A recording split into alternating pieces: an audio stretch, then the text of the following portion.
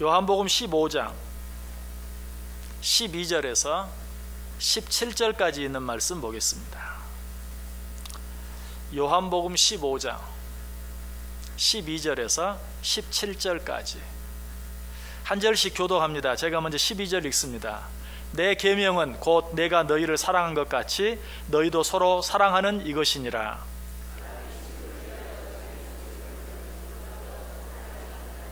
너희는 내가 명하는 대로 행하면 곧 나의 친구라.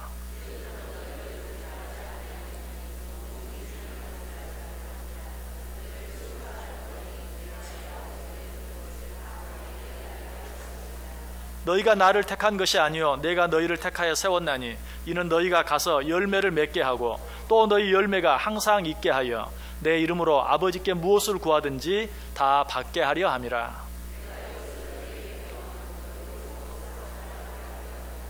아멘. 자, 우리 옆 사람들과 한번 인사합니다. 참 잘 오셨습니다. 큰 은혜 받으시기 바랍니다. 예, 여러분들 오늘도 정말 잘 오셨습니다. 하나님의 큰 은혜가 여러분 모두 위에 임하시기를 주님의 이름으로 간절히 축복합니다. 예수님께서 행하신 다락방 강화, 그리고 예수님께서 공생의 말기에 행하신 여러 가지 그의 많은 설교들의 가장 중요한 주제가 있다면 그것은 사랑입니다. 굳이 예수님의 공생의 말기에 주어진 그런 설교들 뿐만 아니라 예수님의 전 생애를 통해서 그가 가장 많이 우리에게 가르쳐 주셨고 또 다루신 설교 내용이 있다면 그건 역시 사랑이. 자, 오늘 본문도 바로 그 사랑에 대해서 이야기하고 있어요. 자, 그런데 오늘 설교 제목 여러분 다 보셨죠? 설교 제목이 뭡니까? 서로 사랑하라. 만약에 여러분 이것이 새로 개봉된 영화 제목이었다면 여러분 그 영화 보시겠어요? 안 보시겠어요? 극장에 영화를 보러 갔는데 영화 제목이 서로 사랑하라. 그 영화 볼 것 같아요? 안 볼 것 같아요? 저 같으면 안 볼 것 같아요. 저거 보나마나 삼류 영화다.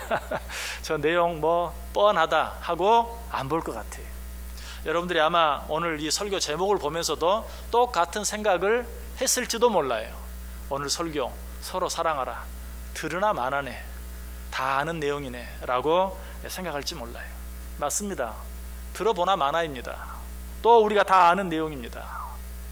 그럼에도 불구하고 예수님께서 오늘 이 설교를 하시면서 서로 사랑하라는 말을 두 번이나 똑같이 반복하면서 우리에게 말씀해 주고 있는 이유가 무엇일까요?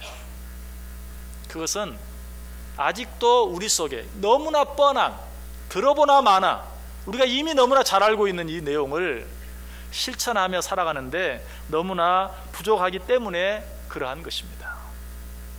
또 우리가 함께 모여서 하나님께 예배드리고 있는 우리 공동체, 이 교회 안에도 그 사랑이 너무나 부족하기 때문에, 아시기 때문에 너무나 뻔하게 들려지는, 너무나 진부하게 들려지는 내용임에도 불구하고 너희는 서로 사랑하라. 12절에 말하죠. 내 계명은 곧 내가 너희를 사랑한 것 같이 너희도 서로 사랑하라 하는 이것이니라 라고 말하고 있는 것을 보게 돼요. 사랑이 없이도 교회의 구성원은 될 수 있습니다. 그러나 사랑이 없이 진정한 그리스도인이 될 수는 없어요. 그래서 소위 사랑장이라고 말하는 고린도전서 13장 맨 첫 절에 뭐라고 말하죠? 내가 사람의 방언과 천사의 말을 할지라도 사랑이 없으면 소리나는 구리와 울리는 꽹과리가 되고, 좀 더 간단하게 말하면 사랑이 없으면 너희는 아무것도 아니다. 사랑이 없으면 우리는 이름뿐인 그리스도인이 될 수밖에 없고 이름뿐인 교회가 될 수밖에 없는 것이. 도자기를 만드는 도공이 무엇인가를 빚으려고 하면 무슨 흙을 씁니까? 찰흙을 씁니다. 왜 맨흙을 쓰지 아니하고 찰흙을 씁니까? 찰흙은 서로 잘 엉겨 붙는 힘이 있어요. 그렇지만 맨흙은 서로 잘 붙지 않아요. 그래서 아무것도 만들 수가 없는 것이. 자, 그런데 왜 잘 엉겨 붙는 흙을 찰흙이라고 하고 잘 엉겨 붙지 않는 흙을 맨흙 혹은 그냥 흙이라고 말할까요? 물론 말 그대로 찰진 흙이라는 의미에서 찰흙이라고 말하겠죠. 그러나 사실 그 안에는 좀 더 깊은 의미가 있어요. 찰흙은 찰진 흙이라는 의미뿐만 아니라 참흙, 진짜 흙이라는 의미가 그 속에 있어요. 서로 엉겨 붙지 않는 흙은 참흙이 아니. 참흙은 서로 잘 엉겨 붙을 수 있어야 한다. 자, 이것을 우리 성도들에게 한번 적용해 보면 성도들 가운데도 찰 성도가 있고 맨 성도가 있다라고 말할 수 있겠죠. 자, 어떤 성도가 찰 성도일까요? 서로 잘 엉겨 붙을 수 있는 성도가 찰 성도예요. 다른 말로 하면 참 성도예요. 그러나 서로 잘 엉겨 붙지 못하는, 항상 그저 자기 혼자만 있는, 자기 혼자밖에 모르는 그런 성도가 있다면 그야말로 맨 성도예요. 여러분, 찰흙은 도공의 손에 붙잡혀지면 도공이 원하는 그릇을 만들 수 있어요. 그러나 맨 흙은 도공이 아무리 그걸 가지고 주물럭주물럭해도 아무것도 만들 수가 없어요. 아무 쓸모가 없어요. 성도도 마찬가지. 찰 성도, 서로 잘 엉겨 붙는 성도들, 이런 성도는 하나님께서 당신의 뜻대로, 당신이 원하는 대로 아름답게 무엇인가를 빚어낼 수 있어요.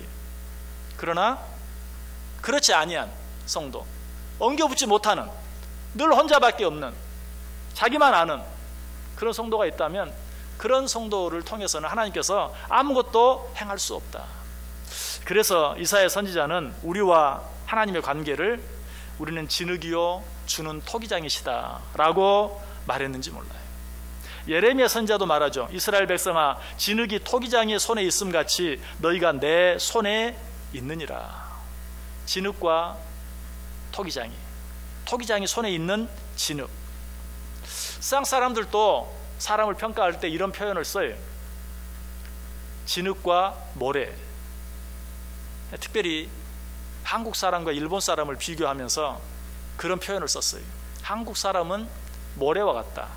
일본 사람은 진흙과 같다. 일본 사람은 진흙과 같아서 잘 뭉치지만 한국 사람은 모래 같아서 잘 뭉치지 못한다. 별로 듣기 좋은 소리는 아니지만 우리가 한번 생각해 볼 필요가 있는 그런 말이에요. 외국에 나가서 이민 사회를 살다 보면 실제로 그런 것들을 많이 느낄 때가 많이 있어요. 중국 사람, 일본 사람 잘 뭉치는데 한국 사람은 잘 뭉치지 못하고, 뭉치려고 하면 거기에 어떤 시끄러운 소리들이 나는 그런 모습들을 자주 보게 돼요. 여러분, 어쨌든 우리는 진흙과 같은 성도가 되어야 돼요.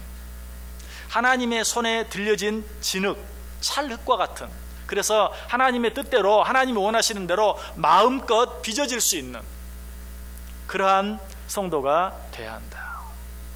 자, 그런데 어떻게 하면 그런 성도, 찰성도, 찰흙과 같은 찰성도가 될 수 있을까? 아까 어떤 흙을 찰흙이라고 말한다고요?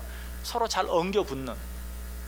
우리가 찰성도가 되기 위해서는 서로 잘 엉겨 붙어야 돼요. 서로 잘 엉겨 붙는다는 게 뭐예요? 서로 엉겨 붙어 싸운다는 게 아니고 서로 사랑하는 것, 서로 하나가 되어지는 것이. 그러다 보면 어때요? 나 자신의 모습은 조금 구겨지고 이그러질 때가 있어요.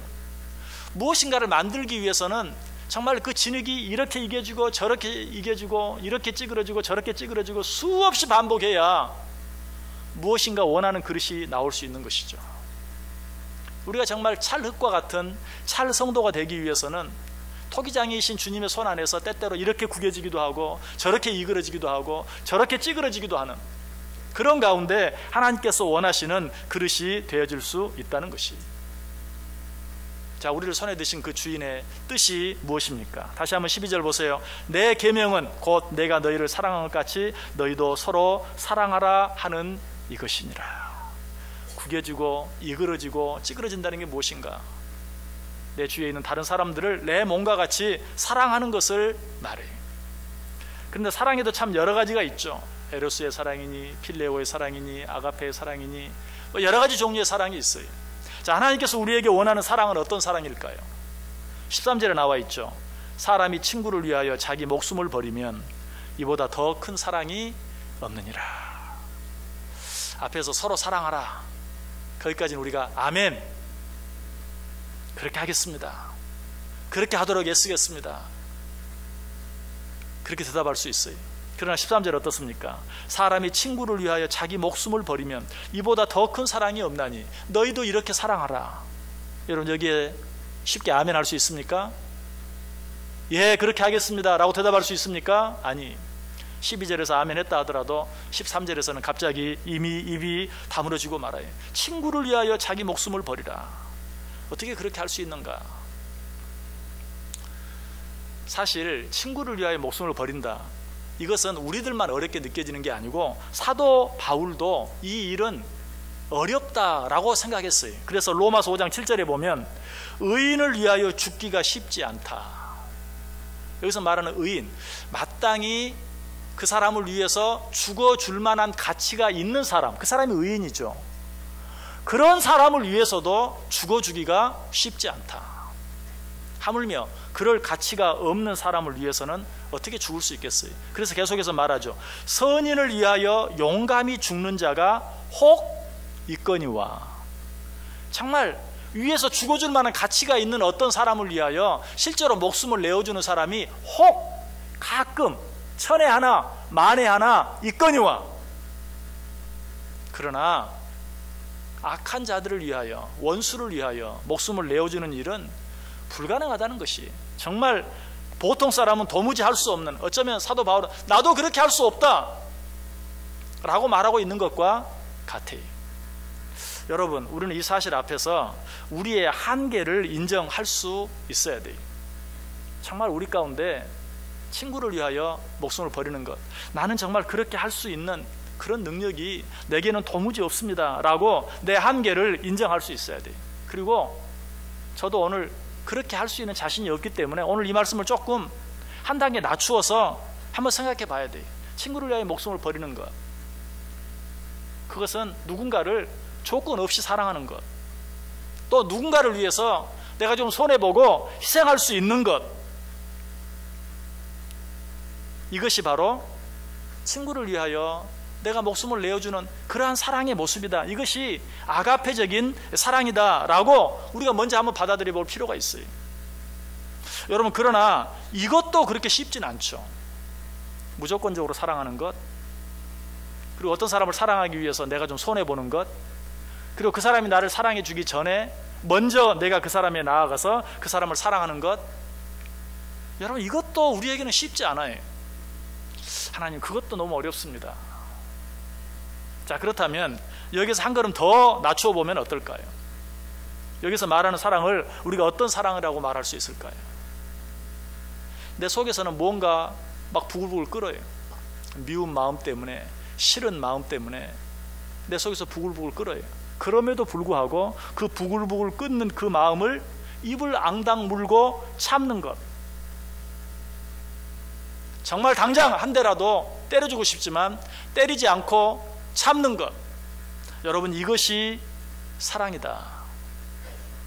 그런데 이것을 가지고 우리가 그렇게 하는 것, 그것이 바로 오늘 성경이 우리에게 가르쳐주는 아가페적인 사랑입니다 라고 말한다면 여러분 저에게 뭐라고 말하겠어요? 아니, 그 아름답고 고귀한 사랑을 어떻게 그렇게 평가절하할 수 있습니까? 어떻게 그 아름다운 사랑을 그렇게 아무것도 아닌 것처럼 깎아내릴 수 있습니까? 라고 말할지도 몰라요. 아가페적인 사랑은 그보다 훨씬 더 아름답고 고귀한 것이 아닙니까? 그렇다면 저는 그분에게 이렇게 말씀드리고 싶어요. 너무 고상한 척하지 마십시오. 그런데 이렇게 말하는 것도 고상하게 표현하는 거예요. 사실 제가 하고 싶은 말은 잘난 척하지 마십시오 라고 말하고 싶어요. 여러분, 다른 사람 앞에서 부글부글 끓는 마음을 참는 것, 그것이 사랑입니다. 그렇게 하기만 해도 사랑입니다 라고 말할 때 정말 그것이 무슨 사랑이냐고 말한다면 그 사람은 자기 자신을 아직 잘 알지 못하는 것이. 우리는 다시 한번 이 사랑이라는 말 앞에서 우리 자신의 진정한 모습, 우리의 한계를 올바로 인정할 수 있어야 돼요. 자, 사도 바울이 사랑에 대해서 고린도전서 13장 사랑장에서 정의하죠. 그 사랑에 대한 정의를 어떻게 시작하고 있습니까?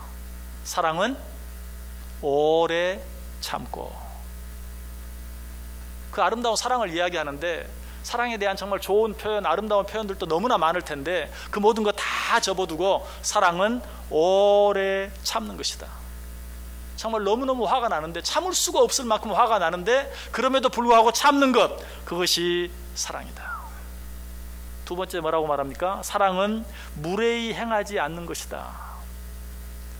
지금 당장이라도 가서 멱살을 한번 잡아주고 싶은데 그것이 무례한 일인 줄 알고 멱살 잡지 않고 참는 것, 그것이 사랑이다 라고 말하고 있어요. 또 뭐라고 말하죠? 사랑은 자기의 유익을 굳지 않는 것이다. 우리는 사랑하면 무언가 내가 가장 귀하게 여기는 그것을 내어주는 것, 그것만 사랑이라고 생각해요. 그러다가 시작도 못 해보고 끝나버리는 경우가 참 많아요. 그런데 성경은 말해요. 사랑은 자기의 유익을 구하지 않는 것. 다시 말하면 내 유익을 챙기기 위하여 다른 사람의 것을 빼앗지 않는 것, 내 이익을 위하여 다른 사람으로 하여금 손해보게 하지 않는 것, 무엇을 주는 것은 접어두고 내 유익을 먼저 구하지 않는 그것이 사랑이다 라고 우리에게 말해주고 있어요. 그리고 나서 사랑에 대한 결론을 뭐라고 말하죠? 사랑은 모든 것을 참으며 모든 것을 믿으며 모든 것을 바라며 모든 것을 견디느니라. 여러분이 기대했던 사랑의 어떤 정의, 아름다운 정의가 어디 한 번이라도 나오나요? 아니, 전부 다 이를 앙당 물고 참는 것이, 사랑은 모든 것을 참으며 사랑은 모든 것을 믿으며 사랑은 모든 것을 바라며 사랑은 모든 것을 견디느니라. 로마 14장 10절은 이렇게 말해요. 사랑은 이웃에게 악을 행하지 않는 것이다. 사랑은 이웃에게 악을 행하지 아니하나니 그러므로 사랑은 율법의 완성이니라. 자, 사랑, 율법의 완성, 얼마나 귀한 말들입니까? 그런데 그것들을 뭐라고 정의해요? 사랑은 이웃에게 악을 행하지 않는 것, 뭐 가서 안아주는 것, 사랑한다고 말해주는 것, 그 사람이 필요한 모습을 내주는 것, 그것까지는 아직 말하지도 아니하고 사랑은 이웃에게 악을 행하지 않는 것, 그것이 사랑이요 그것이 율법의 완성이다 라고까지 말씀하고 있는 것을 보게 돼요. 사랑에 대한 정의 그 어디에도 우리가 생각했던 너무나 고상하고 살신성인이라는 말과 같이 너무나 고상하고 너무나도 고귀한 그런 표현들은 어디에도 나와 있지 않아요. 오히려 모든 것이 부정적인, 이것도 하지 않고 저것도 하지 않고 그것도 하지 않는, 사랑은 오래 참고 무례히 행하지 아니하고 자기의 유익을 구하지 아니하는, 이웃에게 악을 행하지 아니하는 그것이 사랑이다 라고 말하고 있어요. 왜 그럴까요? 너무나도 아름다운 사랑의 모습이 많은데 왜 그럴까요? 우리의 수준을, 우리의 한계를 아시기 때문에. 그렇게만 하더라도 그것이 사랑이다. 너희는 적어도 그렇게만이라도 행하라 라고 우리에게 말씀해 주고 있어요. 이것도 저절로 되는 게 아니, 오래 참고 무례히 행하지 아니하고 자기의 유익을 구치 아니하고 이웃에게 악을 행하지 않는 것, 이것도 그냥 쉽게 되는 게 아니, 이것도 나 자신을 쳐서 복종시키는 노력이 없이는 결코 할 수 없는 것이. 아마 이런 말을 들으면서 사랑하기 위해서 애를 써보았습니다. 정말 오래 참아 보기도 했고 오래 기다려 보기도 했고 도무지 믿을 수 없지만 또 믿어주고 또 믿어주고 해보기도 했는데도 더 이상 이제 사랑할 수가 없습니다. 왜? 도무지 반응이 없기 때문에. 손바닥도 마주쳐야 소리가 나고 도둑질도 손발이 맞아야 한다는데 아무리 오래 참아주고 아무리 오래 믿어주고 아무리 오래 기다려줘도 도무지 반응이 없습니다. 이제 더 이상 사랑할 힘이 없습니다. 여러분, 그런데 기억하시길 바랍니다. 아무도 반응을 보여주지 않아도 혼자 할 수 있는 것이 있어요. 그것이 바로 사랑입니다. 정말 세상에 되어지는 일은요, 손바닥도 맞부딪혀야 소리가 나고 도둑질도 손발이 맞아야 할 수 있는 것처럼 혼자 할 수 있는 일이 없어요. 그런데 유일하게 혼자 할 수 있는 일이 있는데 그것이 사랑이에요. 쉬운 말로 하면 그 사랑을 무슨 사랑이라고 말하죠? 짝사랑이라고 말해요. 대표적으로 이 짝사랑 하는 분들이 있죠. 부모들이죠. 자녀들을 향한 영원한 짝사랑. 자녀들이 반응을 보이든지 보이지 않든지, 오히려 그 반응에 대해서, 그 부모의 사랑에 대해서 역반응을 보인다 할지라도 그럼에도 불구하고 끝까지 사랑하는 자녀를 향한 부모의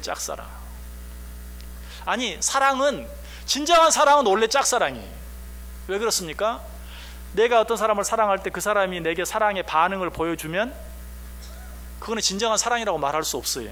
왜? 성경이 이렇게 말하거든요. 너희를 선대하는 자를 선대하면 그것이 너에게 무슨 유익이 있겠느냐. 내가 사랑하면 그 사람도 사랑해주고, 내가 무엇을 주면 그 사람도 내게 주고, 이렇게 주고받는 사랑은 어떤 의미에서 이미 진정한 사랑이 아니. 진정한 사랑은 뭐예요? 반응이 없는데도 끝까지 계속해서 사랑해 주는 것이 사랑이에요. 그러므로 사랑하면서 반응이 없다고, 내가 아무리 사랑해도 끝이 없다고 라고 말해서는 안 돼요. 비록 그것이 내가 뭐 그 사람을 안아주고 내가 가장 귀하게 여기는 어떤 것을 내다 주고 퍼주고 하는 그런 것은 아니라 할지라도, 오래 참아주고 무례행치 아니하고 내 유익을 구하지 아니하고 구체적인 어떤 악을 행하지 아니하는 그런 사랑이라 할지라도 끝까지 내가 이렇게 참으면 뭐해? 라고 포기할 것이 아니라 끝까지 계속하는 것, 그것이 바로 사랑이다 라는 것이. 여러분, 정말 하나님의 손에 붙잡힌 찰흙과 같은 성도가 되기를 원하세요? 찰 성도가 되기를 원하세요? 이 사랑을 끝까지 할 수 있어야 돼요. 사도 바울은 사랑이 이처럼 힘들고 어려운 것인 줄 알았기 때문에 사랑을 뭐라고 표현합니까?